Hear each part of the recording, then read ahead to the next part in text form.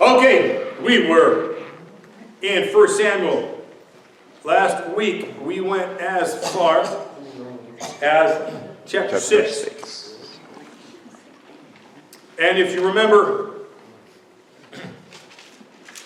after the Philistines captured the ark, and when the news of that happened, if you remember, Eli, whose really major responsibility was to protect the ark and all religious things, when he heard it was captured, he fell back in his chair, hit the ground, broke his neck.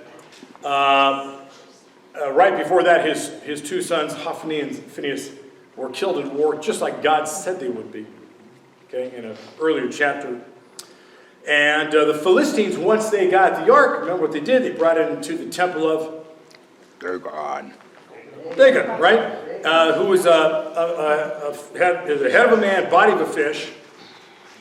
And that didn't bode well for the statue of Dagon. 2 mornings in a row, it's fallen down face first in front of the ark. The first time it just falls down. The second time its head and its hands were taken off, and I told you what happened, what that really means. Because back then, if you're a thief, the punishment in Canaanite religion, in Canaan, is cut off your hands, like in Islam today, right? Islamic countries.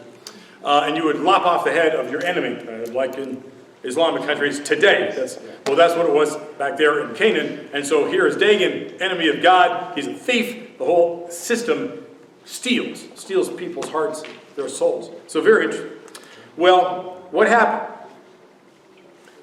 They hung on to it another 6 months thinking, we're going to hang on to it, and God gave them a really bad case of hemorrhoids. That's literally what it was, and I showed you in the Hebrew language.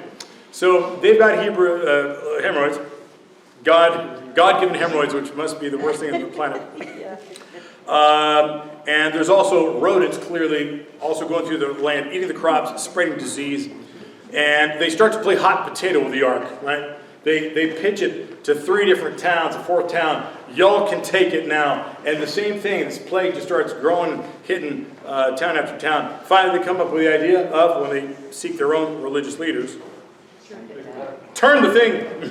Yeah. Send it back. And they'll do it in a very interesting way. They do what? Take 2 cows. They take a couple cows that still got calves. Okay, they haven't been weaned yet. Put it on a cart. Put it on a cart without a rider. Okay, there's nobody, with the reins. Okay, riderless cart. Send it down the road. If it goes back to Israel, well, that was clearly God then that's responsible for cursing us the way He did, judging us.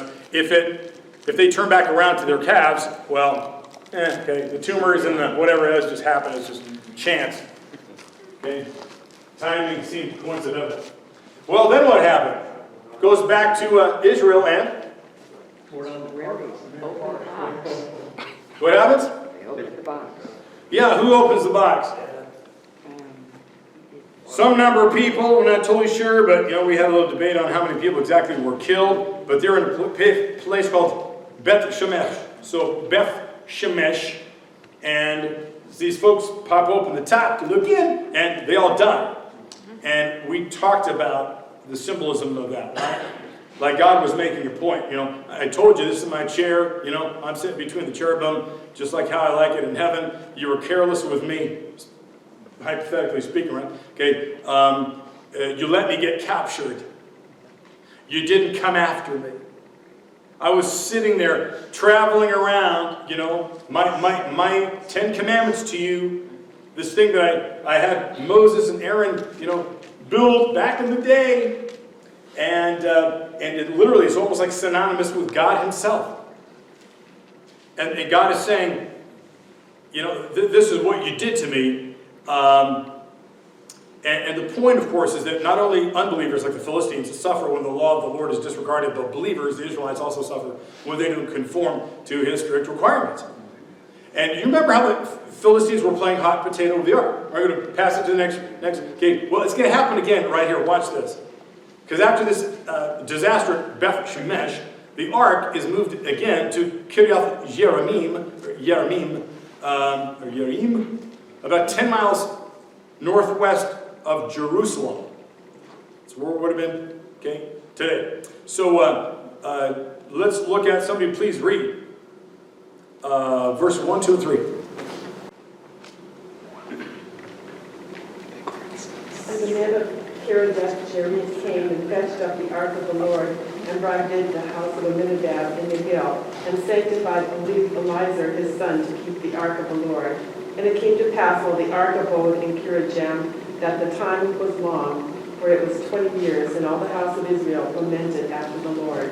And Samuel spoke unto all the house of Israel, saying, If ye do return unto the Lord with all your hearts, then put away the strange gods and the Ashtaroth from among you, and prepare your hearts unto the Lord, and serve him only, and he will deliver you out of the hand of the Philistines. Okay. What do you got? The ark is at this new location for what? 20 years. Because the folks in Beth Shemesh said, does anybody want to take this thing? Because we're dying around here getting and touching this thing. We're not exactly sure how to handle it. So they pitch it. And it's in this place, Kiriath Yerim, and it's there for 20 years. And then Samuel addresses the Israelites. So in other words, the ark is in this new place for 20 years before Samuel undertakes his first recorded public ministry. Okay. Remember, the last spiritual leader that we had read about in the scriptures was Eli. He died. So a lot of time goes by before Samuel, for whatever reason, finally goes, I guess that's my job now. I mean, should he have stepped up to the plate the moment Eli died? Maybe. Was he on God's timetable 20 years later after Eli's death to succeed Eli? They were always appointed, weren't they? By God, yeah. Samuel was the guy. Maybe he's waiting for an appointment. Well, here's the thing. I think, God, as we looked at it, God called Samuel. And he goes, listen, you're my man, and I'm going to be speaking to you. You're going to be speaking to the country. And, it's just, the Bible doesn't tell us. But, there are times where sometimes it's a long time. You wait. You get a word from God, you get an inkling, you get an idea, maybe hopefully a very clear one, that, he's calling you to do something, but gosh, years go by. You go, God, is that thing that I sensed you saying back then, is that ever going to come true? Because I thought, I got the idea, I heard from you, and maybe it was affirmed by some other people, you were going to use me a certain way, but it hasn't happened yet. Should I just kind of start walking in that? Do I kind of make that happen? Do I wait for a sign? Do I wait for that moment and all of a sudden I realize I'm caught up? This is the moment that's been, prepared for me before the foundation of the world. And all of a sudden, bam, everything goes well. Well, sometimes it's both. You kind of perfectly go about it. We don't know what was going on with Samuel, but we do know 20 years goes by. And what's he do? What's his first recorded act as prophet, priest? He's actually, you might say he's the last judge too. Remember, he's a hybrid. It's amazing who Samuel is. What's he do? He calls people to repentance. Change. Okay. Why do you wait so long? Maybe their hearts were not ready. I don't know.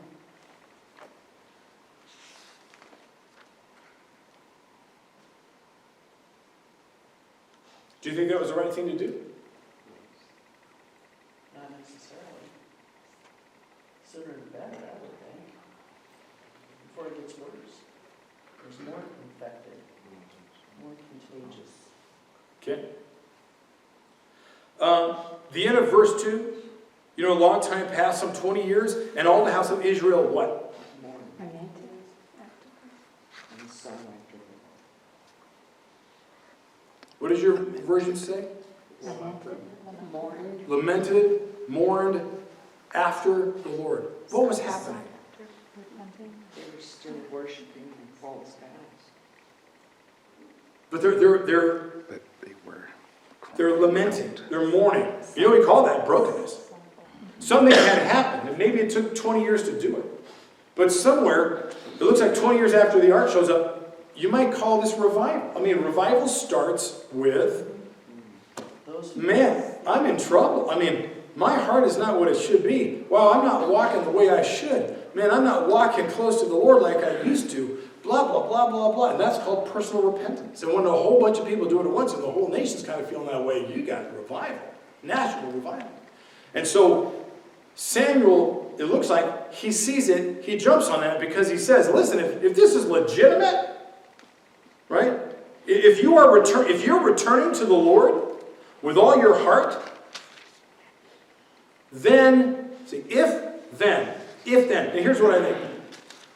I think Samuel didn't do anything earlier, right after Eli, because it wasn't time, they weren't ready. But because how does one person, sometimes it can happen, like Jonah with Nineveh, but you got Samuel, how's he going to tell the whole nation, we all got to become sorrowful, repentant, humble before God, really want Him. You can't force it, right? Yeah, and so I think Samuel he's probably been praying 20 years though. I'm guessing that Samuel has been praying 20 years for his country. Anybody been praying a long time for the country for revival and awakening? Y'all have, I know. Okay? So he's been praying. I'm sure. And when he sees it, he jumps on it. Because he knows what to do next. I think it's instinctive, and he's also got the Lord talking to him. And he goes, okay, if you really are returning to the Lord, hey, this looks great. If this is legitimate, if you're returning to Him with all your heart, because remember, you got to love God with it. You got it? Then put away the Foreign. Bottles. All of that. get rid of all that stuff. Well, isn't that what repentance is? Get rid of that stuff. Get rid of that stuff. Cut that stuff off. Get rid of it. If you're really serious, you're not going to have two gods. You have one God. So you're going to get rid of all the things that demonstrate that you're just doing your own thing. And, direct your heart to the Lord and serve Him only. And He will deliver you out of the hand of the Philistines. The Canaanites had a practice of recognizing male and female gods and goddesses. Yeah. And Yeah. Ashtoreth is the fertility goddess. That's right. And Baal would be her The husband. yeah. The fertile man. Yeah. Remember all that? There were, Asheroth and Baal were spiritual husband and wife, and everything was very sensual. Yeah. So he goes, come on, we've got to clean things up here. So, what's going to actually end up happening is we find out in time as we go through the scripture, the ark is going to stay in the custody of the family of Abinadab, it says. Okay? It's going to be in his family's custody for about 100 years until King David brings it from there to Jerusalem in his first year as king over all Israel. That's about 1003 BC. About 1,000 years before Jesus shows up.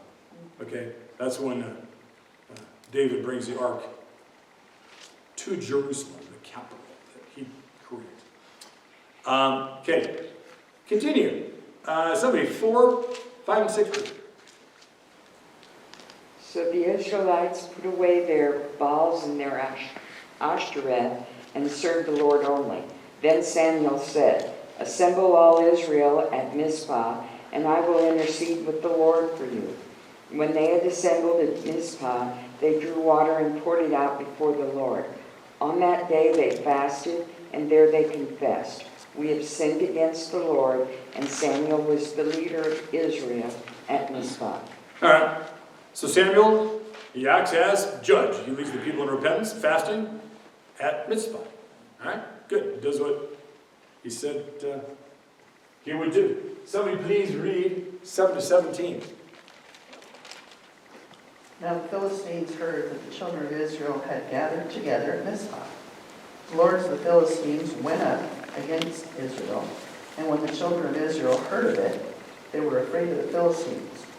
So the children of Israel said to Samuel, "Do not cease to cry out to the Lord our God for us, that he may save us from the hand of the Philistines." Samuel took a suckling lamb, offered it as a whole burnt offering to the Lord. Then Samuel cried out to the Lord for Israel, and the Lord answered him. Now Samuel was offering up the burnt offering. The Philistines drew near to battle against Israel. But the Lord thundered with a loud thunder upon the Philistines that day, and so confused them that they were overcome before Israel.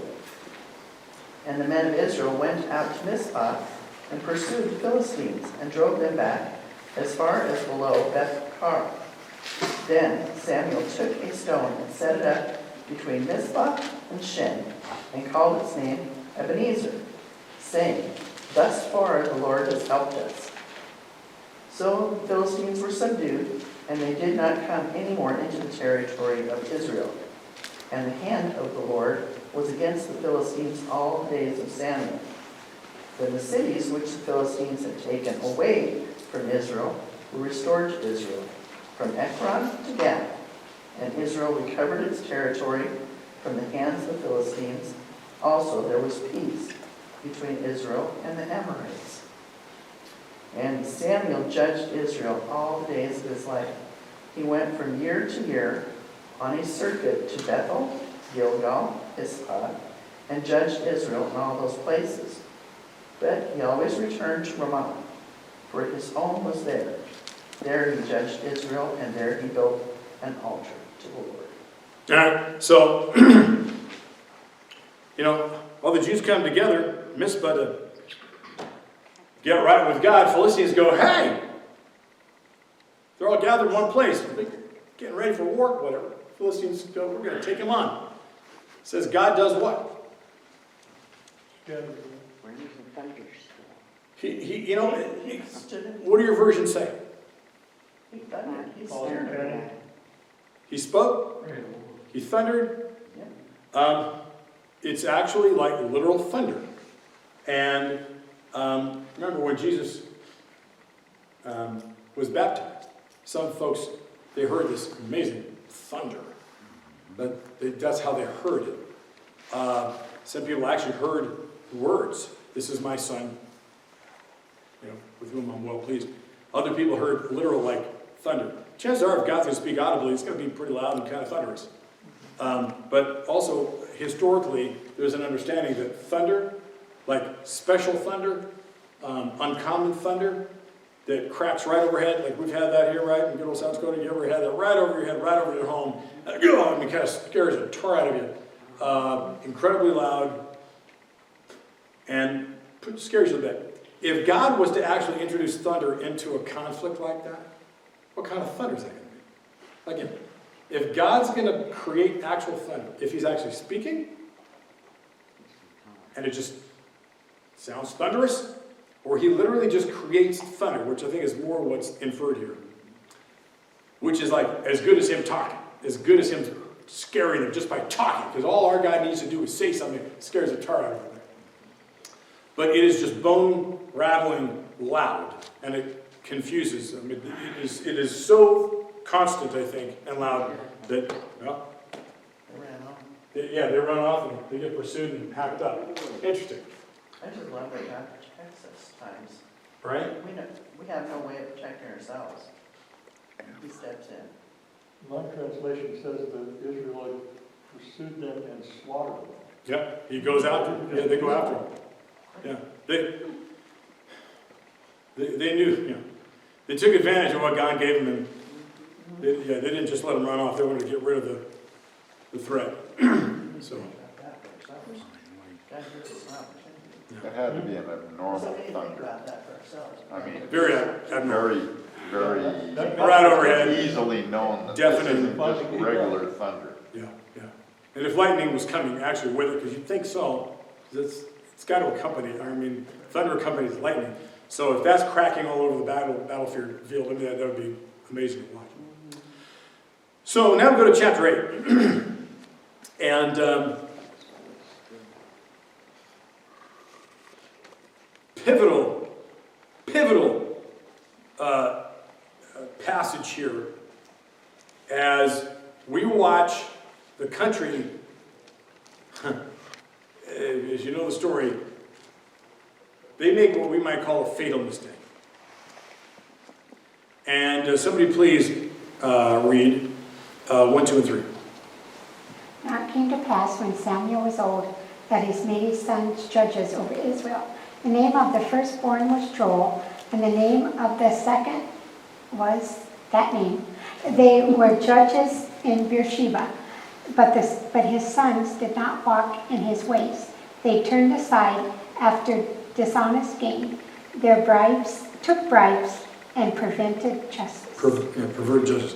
Okay, now, here's what's interesting. No problem. First off, who appointed the kids, these sons, judges? Samuel. So God did not appoint them. Samuel did. Samuel's sons, they're taking bribes, they're perverting justice. Does that sound familiar? Whose sons were like that? Again, so remember, as I told you, when Hannah gave little baby Samuel to Eli to raise in the temple, I doubt she, took him through a question. How good of a father are you? Can I meet your kids? To see what kind of a dad you are. And like I mentioned, here's the thing. Even though Samuel's guy, the Bible doesn't say this, but I think it does at face value. That Samuel, as he is being raised, because he's been being raised practically from birth, okay, as soon as he's weaned, by Eli. Eli's not going to also magically become a great dad, because now he's got Samuel. He blew it with his own sons, didn't restrain them, and Samuel might get a whole lot of things right. Now think about our own lives. Think about maybe your parents. Just think what you know about people. You can have somebody who's really good at what they do as an occupation, but as far as being a parent, they're not God. They're not good parents. There's a lot of things they just don't pass down. They just don't do. They don't correct out of love for various reasons. And parenting is, for the most part, a learned trait. Right? It's a learned skill. And generally speaking, good parents raise children who become good parents. Not always. Generally speaking. Because kids have their own free will, and I've seen great parents raise up their kids who are not great parents. Nonetheless, it's just interesting to see that Samuel's sons are just like Eli's sons. And I think that's why.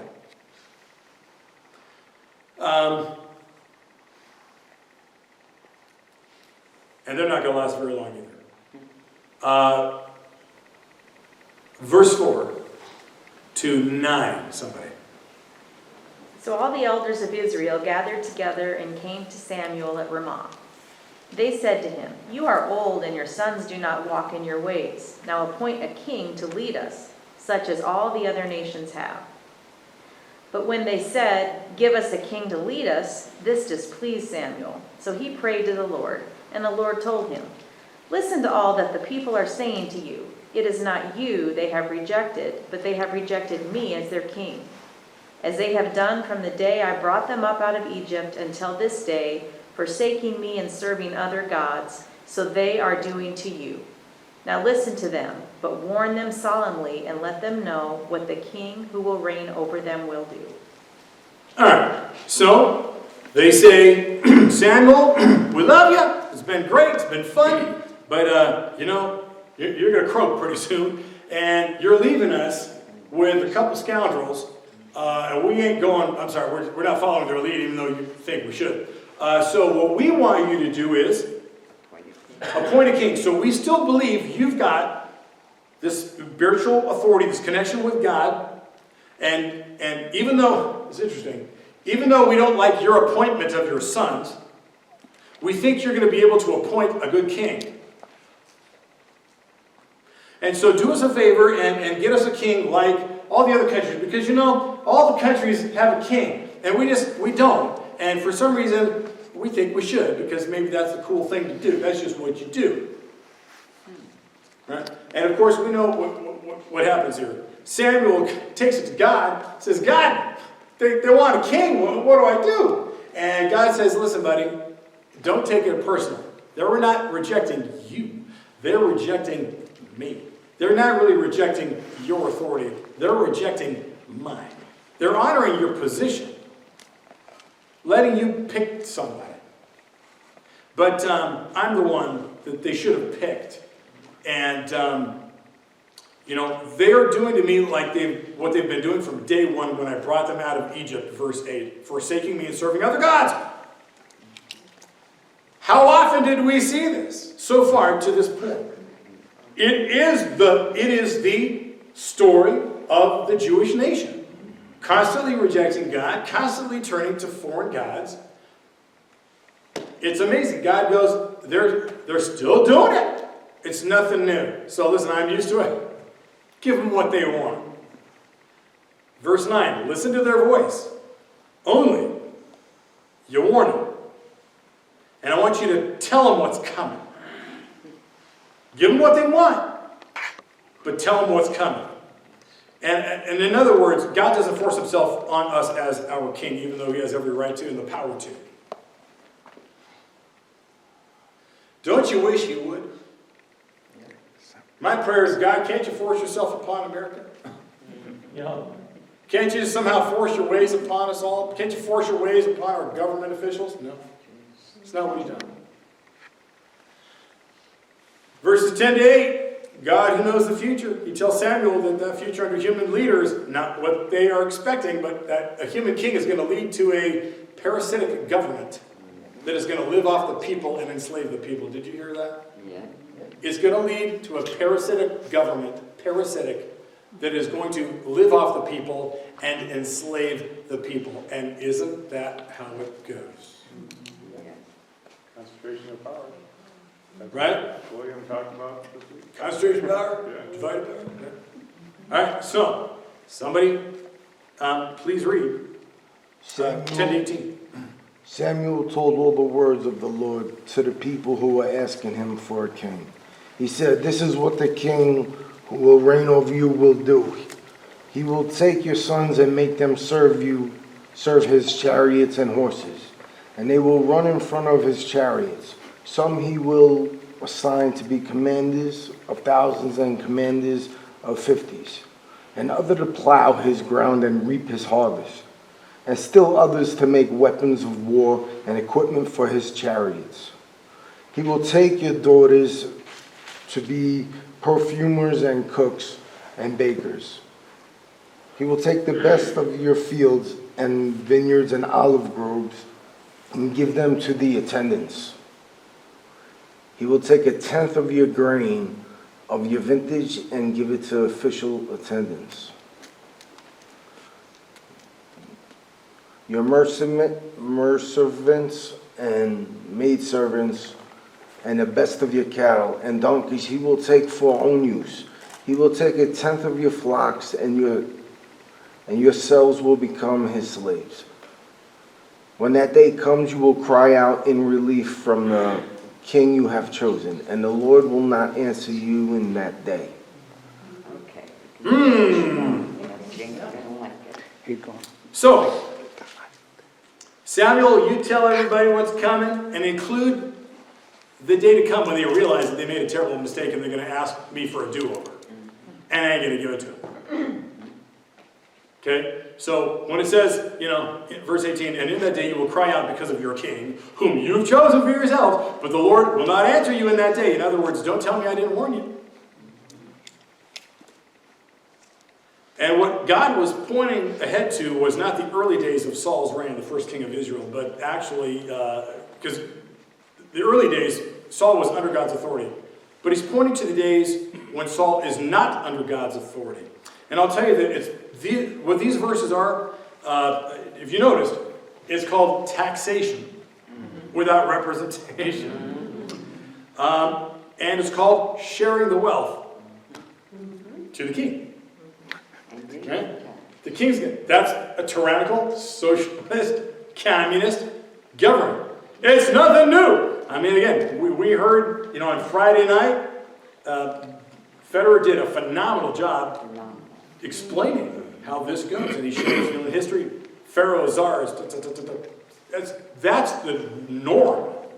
The American experiment is the exception. Amazing, wasn't it? So, let me camp out here just for a moment. When you think of sin, what particular sins come to mind? Lust. Gluttony, Murder. robbery. Okay? So, sins that are sexual in nature, theft, murder, jealousy, the list, how about disobedience and rebellion? Okay, what was the first sin? Disobedience and rebellion to God's authority. Because that's where all of our trouble starts. You don't forget that when you're guilty of sexual sin, it's because you're in rebellion to God's authority. When you're guilty of theft, it's because you're in rebellion to God's authority. If it's murder, jealousy, any other sin in between, it's because you're in rebellion to God's authority. And, Saul, we're going to read about, he was a good king when he was under the authority of God. But the problem with a human king is that king is human. The problem with a human king is that the king is human. And the king, by nature, will be in rebellion to God's authority. And will become intoxicated with being in authority. And here's a lesson.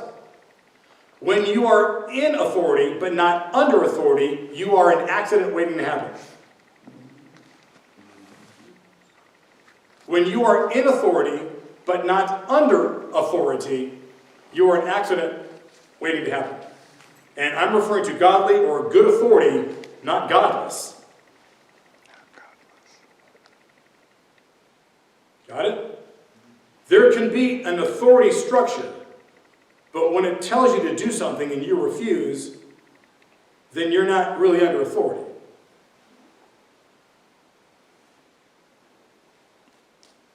Sometimes you don't want to be under authority. Sometimes that's a good thing. Federer talked about that Friday night, or was it Sunday morning too? Maybe it was Sunday morning. When he said, he was in California recently speaking, and he's in church next Sunday. He was speaking there, and they're everybody's sitting next to each other in the church. I guess they're all in attendance, or however many, and they're singing. And he goes, "Hey, this is civil disobedience." Well, yeah, you better. There's a time for civil disobedience. There's a time to not be under authority. The wrong authority. Oh yeah. Step away from that. So.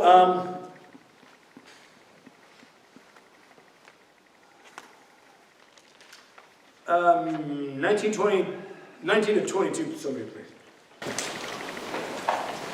Nevertheless, the people refused to listen to the voice of Samuel. And they said, "No, but there shall be a king over us, that we also may be like all the nations, that our king may judge us, and go out before us and fight our battles." Now after Samuel had heard all the words of the people, he repeated them in the Lord's hearing. The Lord said to Samuel, "Listen to their voice and appoint them a king." So Samuel said to the men of Israel, "Go every man to his city." Okay. So there's actually some stuff in there we could really camp out on, and I'm not gonna. I simply want to say that it appeared to be the preference of people to have over them a king they can see instead of a king they can't see. And somehow, despite all the miracles we've seen, even that thunder that just showed up and to help them win over the Philistines, even after that, they're saying, but we want a human to rule over us. So now watch, that's a communist country. We want a human to rule over us. Any country that does that pays the greatest price. How would you like to be living in China, North Korea, Russia, where there is no God, it's atheism, and a human is ruling over you? Humans do not make good rulers, like I was saying earlier. Okay. I think what God was telling Samuel to tell the people is what we've heard before quoted: absolute power will Corrupts absolutely. Yeah. Absolute power corrupts absolute. So true. So I think we can enter 9. Somebody first 2 verses, please. There was a Benjamite, a man of standing, whose name was Kish, son of Abiel, the son of Zeror, and the son of Bechorath, the son of Apiah, whatever. Jump to verse 2. He had a son named Saul, an impressive young man without equal among the Israelites, a head taller than any others. Keep going. Right there. Okay, so All those names. there was not a man among the people of Israel more, what? Handsome than this guy. Oh. He's tall, dark, and handsome. Okay? And, right, that's who we want. So, he looks the part. Looks good. We want a good-looking king compared to them ugly Canaanite kings. Who knows? But, the guy just looks the part, apparently. And we find out 4 things about Saul right here from the beginning. He was from the tribe of Benjamin. Remember, Benjamin was almost exterminated. Almost. Remember all the weird old things that they did to keep the tribe of Benjamin alive? Good wives Like for the stealing women Benjamites. from another tribe. Oh my gosh. Right? Jacob and Rachel's second son, the last son, the younger brother of Joseph. That's the tribe of Benjamin. Okay? We're told that he comes from a wealthy family. And he's not only the best looking guy, but he's the tallest man in the entire nation. That's interesting. He's literally the tallest guy in the country. So, I'm just telling you, I think it's like he looks the part. He looks presidential or whatever. Okay. Time-wise, let's go. Let me think.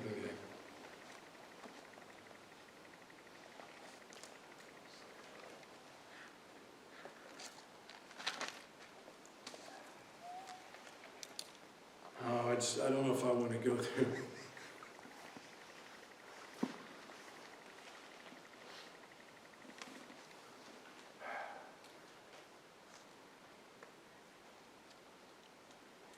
Why do I want to jump to verse 16? Does anybody, if you already know what's in the middle, do you want to read it? Or, do you want to spend time there, or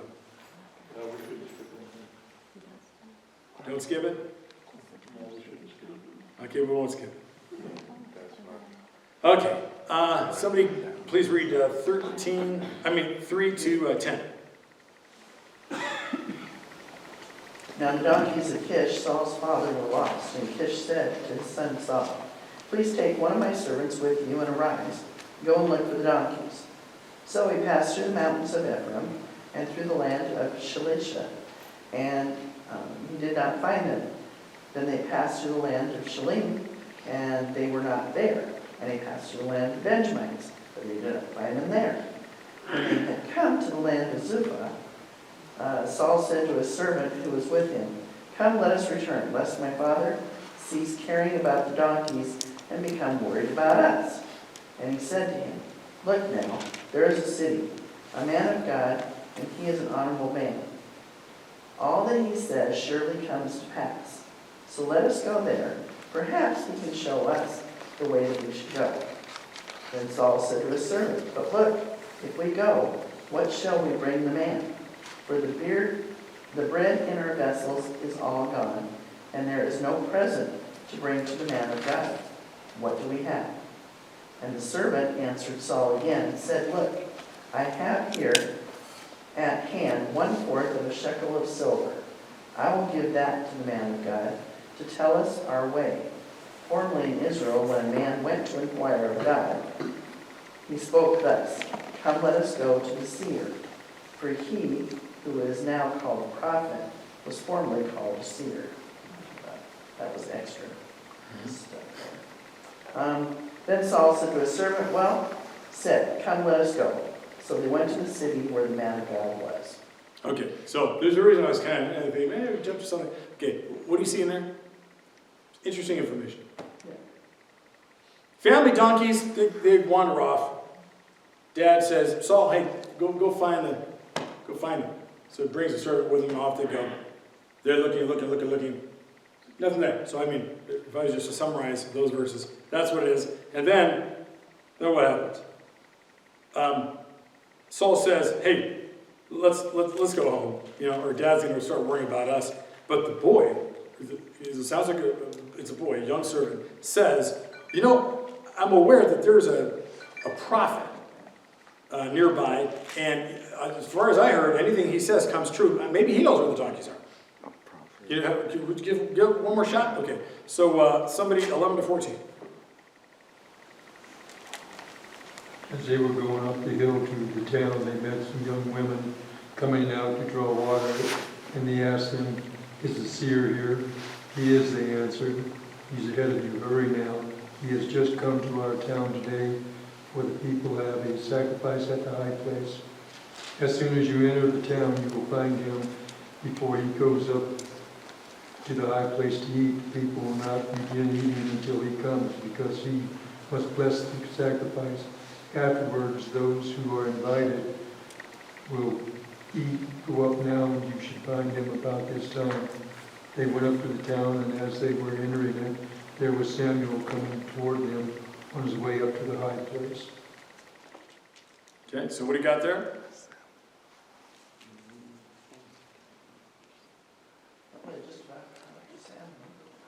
Okay, they go up this hill, okay, to this town. Hey, they meet some girls coming to draw water. Hey, is there a prophet nearby? That guy that kind of, says stuff, everything comes true. Oh yeah, you just missed him. He's right up there. Okay, then what? So they went to the city looking. Okay, and? They found him. All right. And?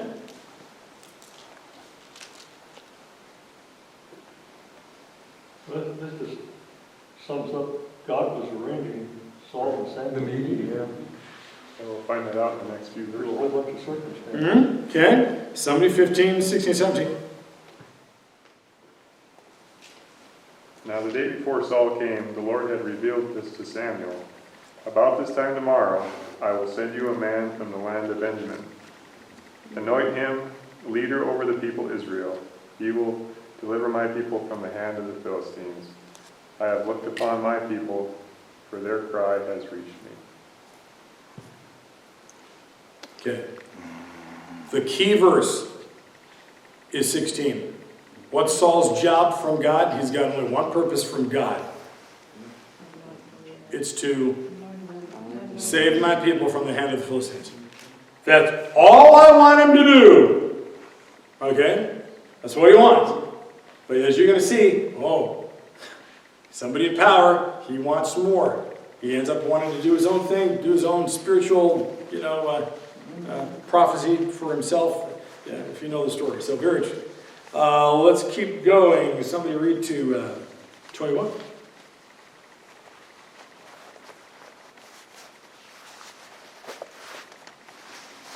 When Samuel caught sight of Saul, the Lord said to him, "This is the man I spoke to you about. He will govern my people." Saul approached Samuel in the gateway and asked, "Would you please tell me where the seer's house is?" I am the seer, Samuel replied. Go up ahead of me to the high place, for today you are to eat with me, and in the morning I will let you go, and I will tell you all that is in your heart. As for the donkey you lost 3 days ago, do not worry about them.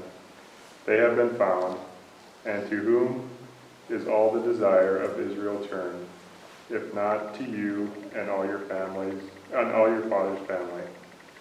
Saul answered, but I am not a Benjaminite from the smallest tribe of Israel.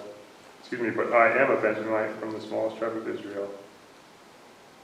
And is not my clan the least of all the clans in the tribe of Benjamin? Why do you say such a thing to me? Right. So, Samuel's got definitely a relationship with God that is quite uncommon. God, tipped Samuel off, said, hey, this time tomorrow, you're going to meet the next king, or the first king of Israel. Here's what I want you to do. You tell him what's coming. And it's very interesting. Especially when he says, oh, by the way, the donkeys you're looking for? Saul never mentioned the donkeys. They've already been found. They're back on their road. Kind of cool. Saul, when he hears about this, because Samuel says all of Israel's eyes are fixed. They're like the desire is fixed on you to have a king. You're the one. Everybody's looking at you, and he's going, what? Why me? I'm the least. I'm from the smallest tribe. I'm a nobody. Now, again, when we think of Saul and his legacy, especially how it ended, that almost it's sad, but it pollutes almost everything you think of when you hear the name Saul. He actually starts as a humble guy. Did you notice that? He doesn't tell Samuel, ha-ha, really? I knew it. I dreamed of being a king. You got the right guy. Wait till you see what I do. That's not what he does. He's humble. And there's going to be some things you're going to love about Saul. We're going to see about him. You're going to go, I kind of like the guy. Then you're going to see what happened and why he changes. But it's like you can't forget, the good parts of Saul. All the Benjamites have such an inferiority complex because they were the smallest and least. Could be. Accept that as being their lot in life. It could be. Because you remember, how often did the Benjamites complain? You didn't invite us to the battle. Well, you didn't think we can, toe the line. We couldn't carry our weight. They were always complaining, always feeling left out. It's very interesting. And it could be one of those things. Everybody, it's a good point. I think we can finish the chapter. Somebody please read 22 to the end. Then Samuel brought Saul and his servant into the hall and seated them at the head of those who were invited, about 30 in number. Samuel said to the cook, bring the piece of meat I gave you, the one I told you to lay aside. So the cook took up the leg with what was on it and set it in front of Saul. Samuel said, here is what has been kept for you. Eat, because it was set aside for you for this occasion, from the time I said, I have invited guests. And Saul dined with Samuel that day. After they came down from the high place to the town, Samuel talked with Saul on the roof of his house. They rose about daybreak, and Samuel called to Saul on the roof, get ready, and I will send you on your way. When Saul got ready, he and Samuel went outside together. As they were going down to the edge of the town, Samuel said to Saul, tell the servant to go on ahead of us. And the servant did so. But you stay here a while, so that I may give you a message from God. I always find it interesting in the Bible how business is always conducted on the roof. Say it again. I said business is a lot of times in the Bible is conducted on the roof. Right. That's interesting. That's interesting. Okay. So, Samuel takes Saul and the servant boy, brings him into this hall, gives him a place at the head of the table of everybody that's been invited. About 30 people. He's got 30 dinner guests. And he says to the cook, hey, in that portion I told you to set aside, you're the best leg, whatever, the best piece of meat. It goes to that guy up there. And so he sets it before Saul. Samuel says, see what was kept is set before you. Eat, for it is set before you at the appointed time, so that you might eat with the guests. What do you think that means?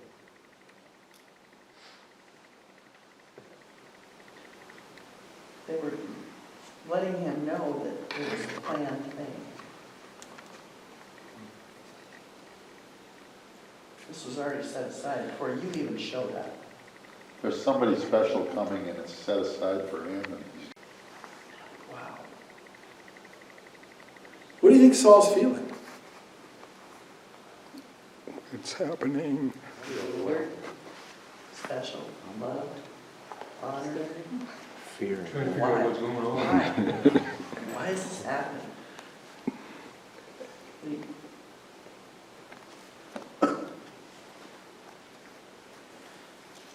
What's going Hurry on.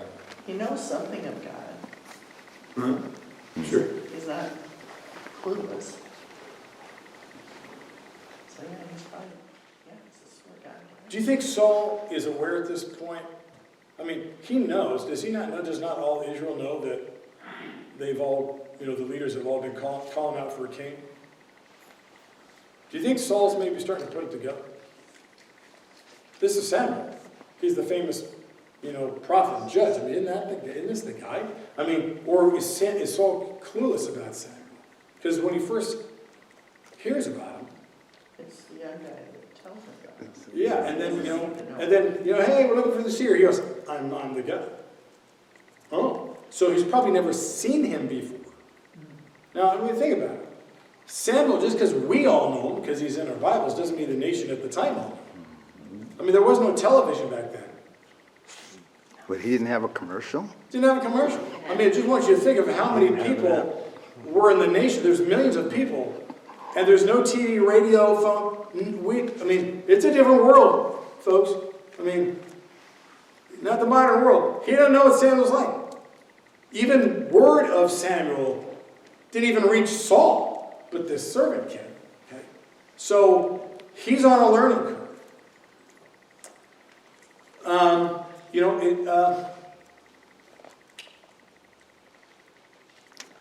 I think it's don't want to tell you what you think. I'm watching you hold the reins. Okay, here's the thing. I look at this and I say, I think you know what it's like. I know what it's like to be in a place that you're treated in a certain way, and you go, why am I being treated so well?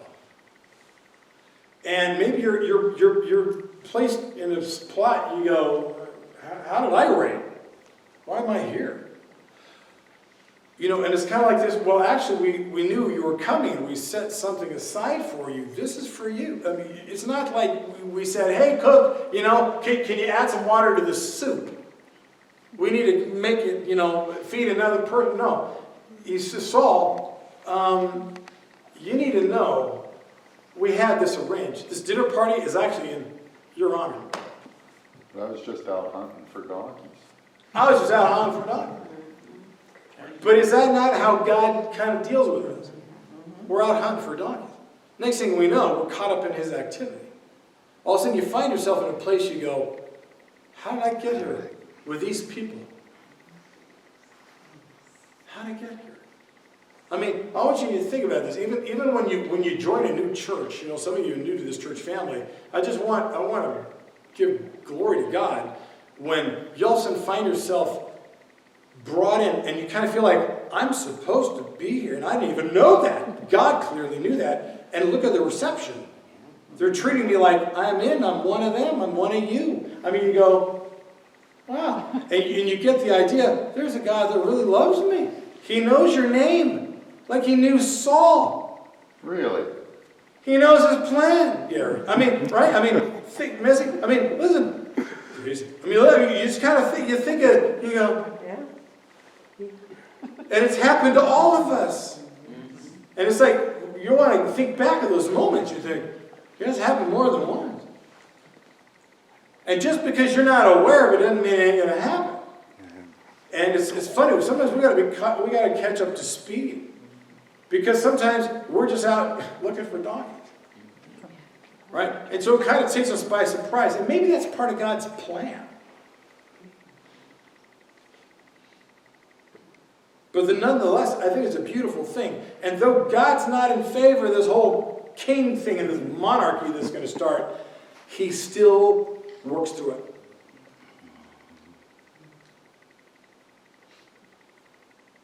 Because God ain't going to give up, even if we give up on him. He don't give up. He's faithful when we are not faithful.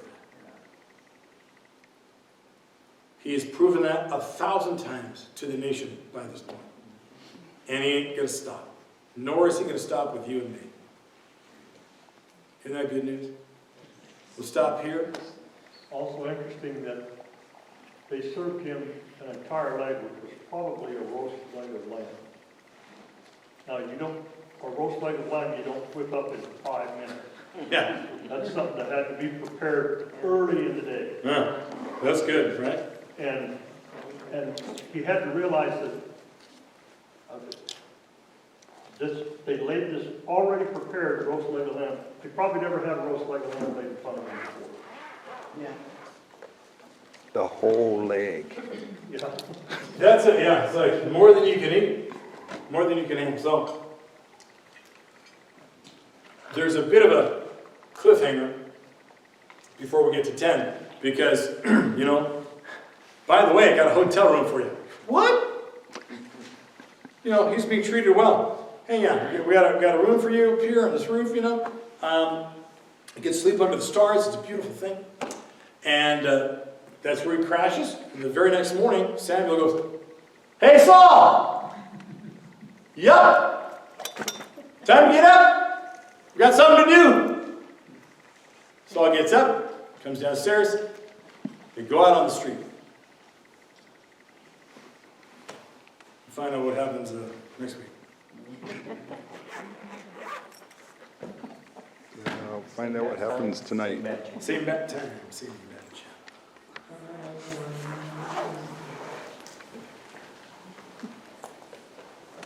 Isn't the Bible